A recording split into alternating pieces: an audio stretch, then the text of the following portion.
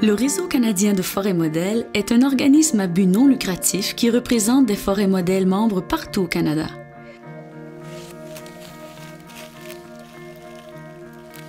On a un pin rouge de 47 cm. Par l'entremise de ces forêts modèles membres, le réseau adopte une approche multipartite afin d'assurer un leadership au niveau local, national et international dans l'élaboration de solutions innovatrices et la recherche de nouvelles occasions de soutenir le caractère durable des forêts et des communautés. Le Réseau canadien de forêts modèles a marqué son 20e anniversaire avec une réception nationale à Ottawa. Des ateliers sur les forêts ont aussi eu lieu avec de nombreux partenaires stratégiques. Là, ça intéresse les autres.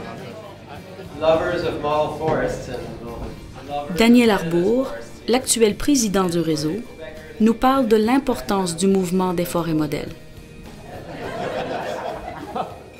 Les forêts modèles, c'est un concept qui est né à la conférence de Rio en 1992 et qui est maintenant s'est propagé globalement avec une présence des membres dans 24 pays.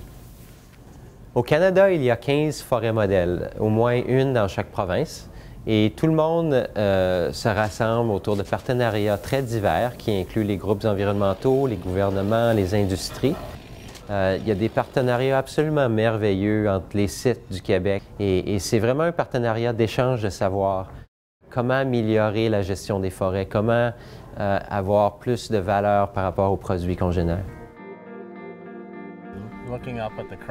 Un des rôles clés que joue le réseau de forêts modèles est de partager l'expertise et les bonnes pratiques avec les partenaires locaux afin de promouvoir la gestion durable des forêts. La promotion et la certification de forêts gérées dans le respect équilibré de ces diverses valeurs sont devenues des composantes importantes du processus. Nous sommes partenaires du Réseau canadien de forêts modèles depuis maintenant 20 ans. Cette affiliation et la diversité de l'expertise offerte par le réseau partout au pays nous a permis de réaliser de grandes réussites dans des domaines clés comme la certification des forêts. Aujourd'hui, après 10 ans d'efforts, nous avons pu prouver qu'il s'agit d'une option viable pour la nature habitée du sud de l'Ontario. Nous sommes maintenant des chefs de file en certification des forêts et en chaîne de conservation, ce qui n'aurait pas été possible sans le réseau. La réussite du réseau de forêts modèles se concrétise véritablement lorsque des partenaires aux intérêts divergents trouvent un terrain d'entente et élaborent des solutions communes. Et dans certains cas, de tels partenariats ont de grands impacts. Un des partenaires dont je dois vous parler sont les gardiens des bisons des plaines de la rivière Sturgeon. Leur représentant est Gord Vaudland. Gord nous a présenté une idée il y a environ 5 ans. Il représentait un groupe de fermiers et d'éleveurs qui vivaient du côté ouest du parc national de Prince-Albert. Ils étaient aux prises avec un petit problème, c'est-à-dire qu'ils devaient coexister avec 500 bisons des plaines vivant en toute liberté, ce qui représentait un défi de taille pour eux. Ils nous ont approchés et ont demandé si nous pouvions les aider. On a travaillé ensemble pendant 5 ans pour former un groupe local de personnes qui a connu beaucoup de succès.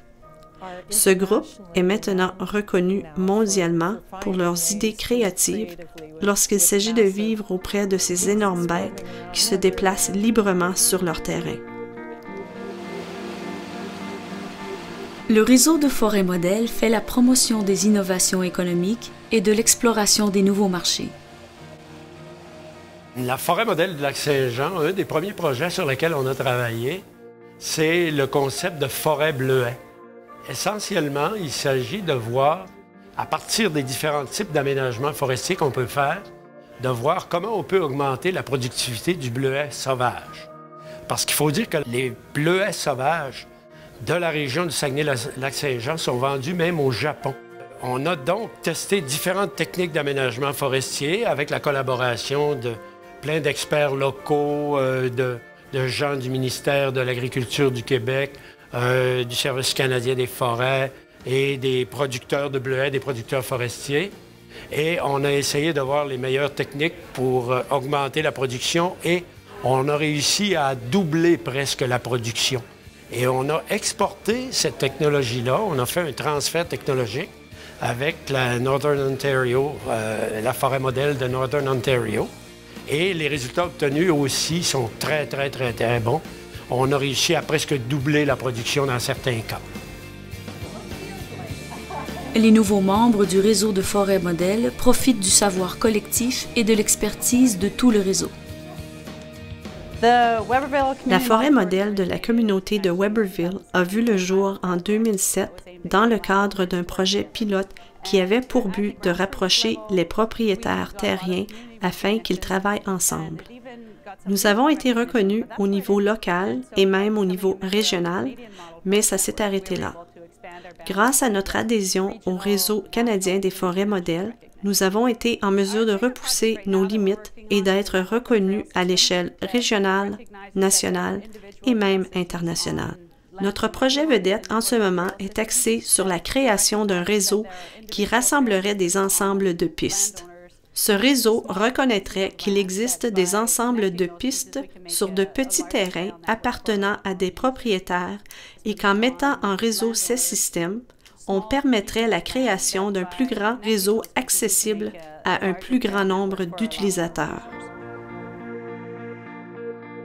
Reconnu pour l'importance qu'il accorde aux communautés et aux forêts durables et fortes, le réseau de forêts modèles est souvent sollicité pour partager le succès de ses initiatives stratégiques au sein du réseau international de forêts modèles, lequel représente plus de 60 forêts modèles au niveau mondial.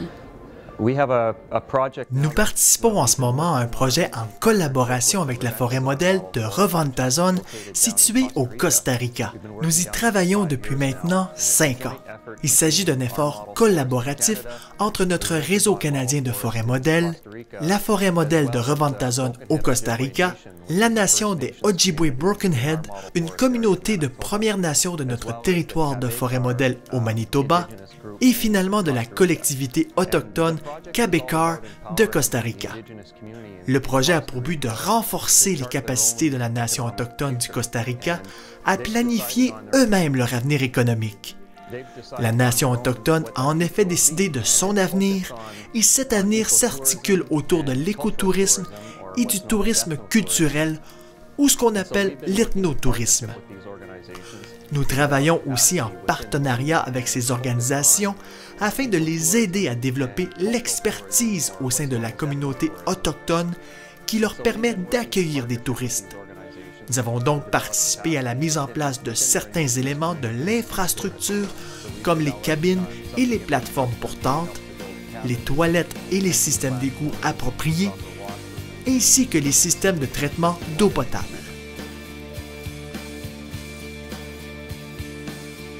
Au fil des ans, les communautés du Canada et de partout ailleurs auront sans aucun doute à surmonter quantité de nouveaux obstacles.